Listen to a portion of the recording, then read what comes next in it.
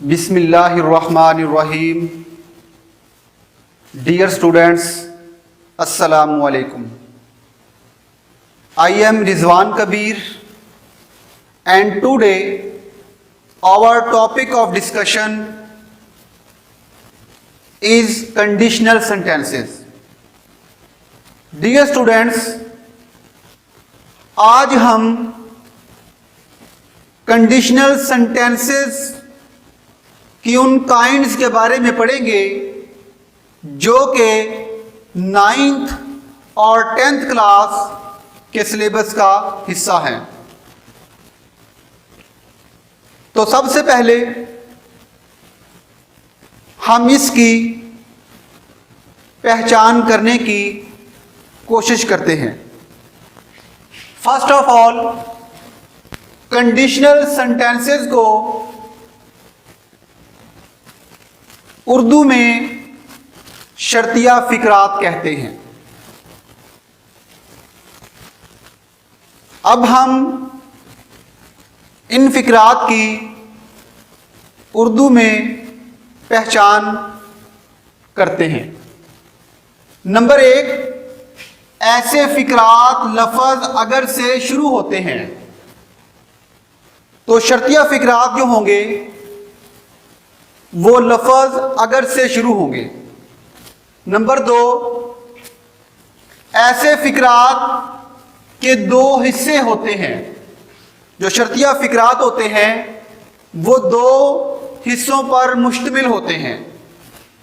Number 3, लफ्ज़ तो फिक्रे को 2 हिस्सों में तकसीम करता है। तो जो लफ्ज़ तो होगा वो शर्तिया फिकरात को 2 हिस्सों में तकसीम करेगा। नंबर 4, पहला हिस्सा शर्त वाला होगा और दूसरा हिस्सा जज़ा वाला होगा। यानी पहले हिस्से में कोई शर्त होगी और दूसरे हिस्से में उसका कोई बदला होगा, यानी कि जज़ा होगी। इसकी हम मिसाल देखते हैं। अगर वो तेज दौड़ेगा तो वो दौड़ जीत जाएगा। हमने बात की थी कि ऐसे फिकरात लफ्ज़ अगर से शुरू होते हैं। तो देखिए, ये फिक्रा जो है लफ्ज़ अगर से शुरू हो रहा है। उसके बाद हमने बात की थी ऐसे फिकरात के 2 हिस्से होते हैं। तो देखिए, अगर वो तेज दौड़ेगा, यहां से लेकर यहां तक ये फिक्रे का पहला हिस्सा है। और उसके बाद वो दौड़ जीत जाएगा, इस फिक्रे का दूसरा हिस्सा है।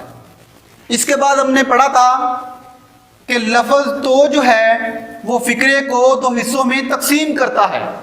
फिक्रे के 2 हिस्से हैं और लफ्ज़ तो जो है ये इन 2 हिस्सों को तकसीम कर रहा है। इसके बाद हमने पढ़ा था पहला हिस्सा शर्त वाला होता है और दूसरा हिस्सा जज़ा वाला होता है। तो देखिए, अगर वो तेज दौड़ेगा तो पहले हिस्से में शर्त है तेज दौड़ने की, तो वो दौड़ जीत जाएगा। तो उसे क्या जज़ा मिलेगी? तब वो जीत जाएगा। अगर वो तेज दौड़ेगा तो वो दौड़ जीत जाएगा। इसके बाद हम बात करेंगे कंडीशनल सेंटेंसेस की उन काइंड्स के बारे में जो कि आपके सिलेबस का हिस्सा है। नंबर 1, फर्स्ट कंडीशनल सेंटेंसेस, पहली किस्म के शर्तिया फिकरात। नंबर 2, सेकंड कंडीशनल सेंटेंसेस, दूसरी किस्म के शर्तिया फिकरात। थर्ड कंडीशनल सेंटेंसेस, तीसरी किस्म के शर्तिया फिकरात। तो इसके बाद हम इन काइंड्स को डिटेल के साथ पढ़ते हैं। तो नंबर 1, फर्स्ट कंडीशनल सेंटेंसेस, पहली किस्म के शर्तिया फिकरात। पहली किस्म के शर्तिया फिकरात के दोनों हिस्सों के आखिर में गा गे गी आता है। तो देखिए, अगर वो तेज दौड़ेगा तो वो दौड़ जीत जाएगा। पहले हिस्से के आखिर में गा और दूसरे हिस्से के आखिर में भी गा। अब हम इसके सेंटेंस स्ट्रक्चर के बारे में बात करते हैं कि अगर हमारे पास ये फिक्रा होगा तो हम किस तरह उसको इंग्लिश में कन्वर्ट करेंगे। तो सबसे पहले हम इफ के बाद सब्जेक्ट, सब्जेक्ट के बाद वर्ब की पहली फॉर्म के साथ एस या ईएस, उसके बाद ऑब्जेक्ट और तो की जगह कॉमा, फिर सब्जेक्ट, फिर वेल या शैल, उसके बाद वर्ब की पहली फॉर्म और आखिर पर ऑब्जेक्ट। तो अब हमने इस स्ट्रक्चर के मुताबिक इसको इंग्लिश में ट्रांसलेट करना है। तो सबसे पहले हमारे पास है अगर, इसकी इंग्लिश होगी इफ। उसके बाद हमने सब्जेक्ट लेना है। तो जो हमारे पास फिक्रे में सब्जेक्ट है, फाइल है, वो है वो। तो वो की इंग्लिश होती है ही। इसके बाद वर्ब की पहली फॉर्म। तो इस हिस्से में हमारे पास वर्ब जो है वो है दौड़ना। दौड़ने की इंग्लिश होगी रन। इसके साथ एस या एस का इजाफा करना है। तो ये बात ज़हन नशीन कर लें कि जब टेंस हो प्रेजेंट इंडेफिनिट का और उसका सब्जेक्ट जो है ही हो, शी हो, इट हो या कोई वाहिद इस्म हो, तो हम उसके वर्ब के साथ एस या एस का इजाफा करते हैं। तो यहां पे हम रन के साथ एस का इजाफा करेंगे। उसके बाद ऑब्जेक्ट, यहां हमारे पास ऑब्जेक्ट नहीं है। फिर आएगा तो को हम कॉमा की जगह कन्वर्ट करेंगे। उसके बाद दूसरे हिस्से में जो हमारे पास सब्जेक्ट है वो है वो, तो आएगा ही। उसके बाद हेल्पिंग वर्ब विल या शैल का इस्तेमाल करना है। अगर आपके पास सब्जेक्ट आई या वी हो तो हम शैल इस्तेमाल करते हैं। बाकी तमाम सब्जेक्ट के साथ हेल्पिंग वर्ब जो होता है वो विल इस्तेमाल करते हैं। तो यहाँ हमारे पास ही है तो यहाँ पे हम लगाएंगे विल। उसके बाद हम वर्ब की पहली फॉर्म इस्तेमाल करेंगे। तो हमारे पास यहाँ पे जो वर्ब है वो है जीतना। तो क्या बनेगा? ही विल विन। और हमारे पास जो ऑब्जेक्ट है वो है यहां पे दौड़। तो he will win the race. तो ये होगा हमारा फर्स्ट कंडीशनल सेंटेंस। इसके बाद हम बात करते हैं सेकंड कंडीशनल सेंटेंसेस की। तो उर्दू फिक्रे के पहले हिस्से के आखिर में अलिफ छोटिए बढ़िए और दूसरे हिस्से में गा गे गी आता है। तो इसका स्ट्रक्चर जो होगा, सबसे पहले इफ, उसके बाद सब्जेक्ट, सब्जेक्ट के बाद वर्ब की दूसरी फॉर्म इस्तेमाल करते हैं। उसके बाद ऑब्जेक्ट, तो की जगह कॉमा, फिर सब्जेक्ट, उसके बाद वुड वर्ब की पहली फॉर्म और ऑब्जेक्ट। तो ये होगा हमारा स्ट्रक्चर सेकंड कंडीशनल सेंटेंस के लिए। तो अब हम इस स्ट्रक्चर के मुताबिक इस फिक्रे को ट्रांसलेट करेंगे। सबसे पहले हमारे पास है अगर, तो इसकी इंग्लिश होती है इफ। उसके बाद हमारे पास सब्जेक्ट, तो पहले हिस्से में सब्जेक्ट जो है वो हमारे पास है वो, तो वो की इंग्लिश होगी ही।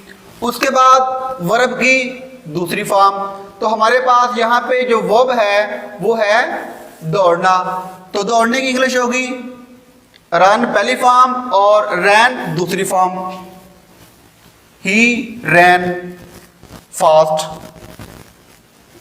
उसके बाद हमारे पास आता है तो को हम कॉमा में तब्दील करेंगे। उसके बाद हमारे पास दूसरे हिस्से में सब्जेक्ट आएगा, तो हमारे पास दूसरे हिस्से में जो है सब्जेक्ट वो है वो, तो वो की इंग्लिश होगी ही। उसके बाद हमारे पास जो हेल्पिंग वर्ब है वो होगा वुड,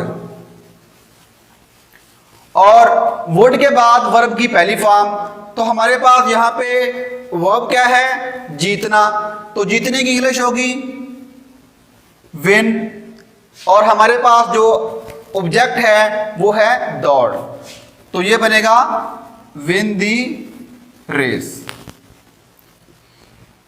ये बन गया जी, if he ran fast he would win the race. तो ये हमारा है सेकंड कंडीशनल सेंटेंस।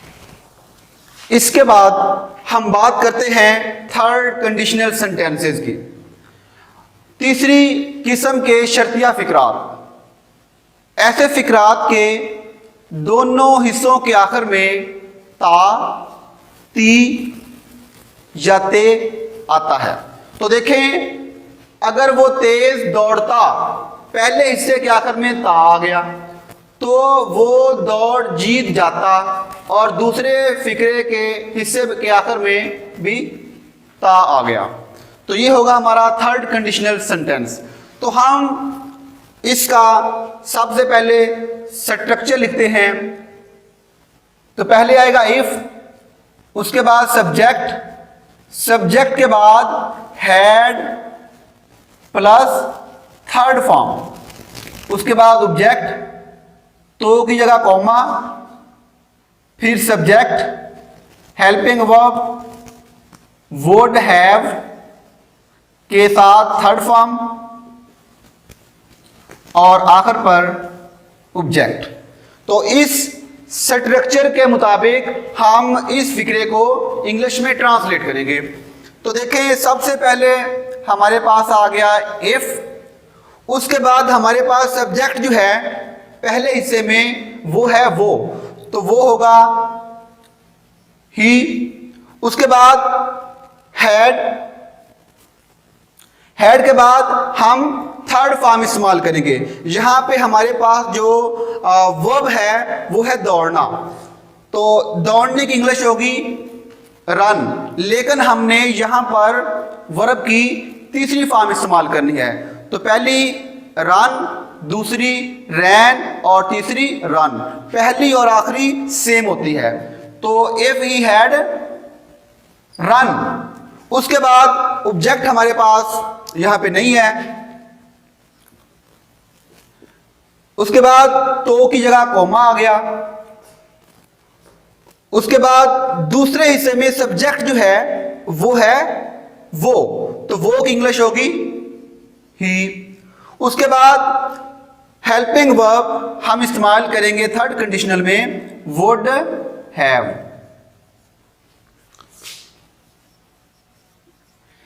इसके बाद हम थर्ड फॉर्म इस्तेमाल करेंगे। तो यहां हमारे पास जो